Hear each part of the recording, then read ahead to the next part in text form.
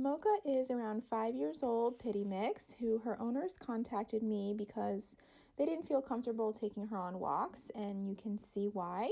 She pulls really hard on the leash, and she also has a tendency to lunge at other dogs, scooters, and bikes on the walk.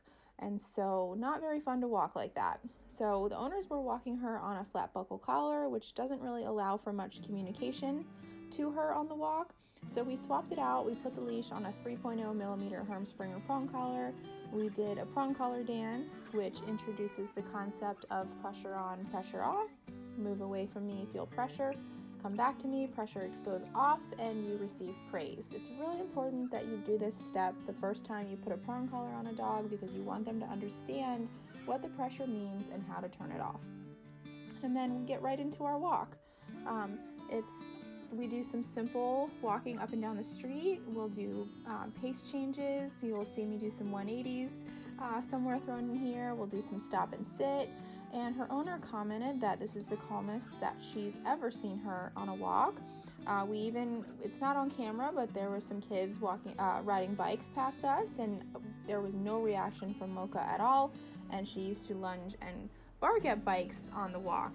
So this was a really great walk. This is our first walk with this prong collar, and some dogs, you put it on, you do that prong collar dance, and they respond so well to it. She's naturally healing, just a little bit behind my leg, which is what we want. I'm giving her a couple reminders and some information with the leash and the prong collar here and there, but overall she did a fantastic job.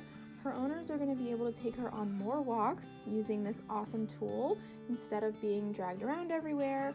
We also talked about the importance of keeping these walks a little bit strict and not letting her sniff everything, drag her owners to a pole to sniff, or every mailbox, the importance of not marking all up and down the walk and just keeping it really strict, a structured heel, stop and sit, and that way it keeps her overall energy down. It keeps her arousal level down so that when she does see triggers like bikes, scooters, dogs, she's not already amped up at like a level 10 out of 10 and then she explodes at the trigger. She's calm overall on the entire walk.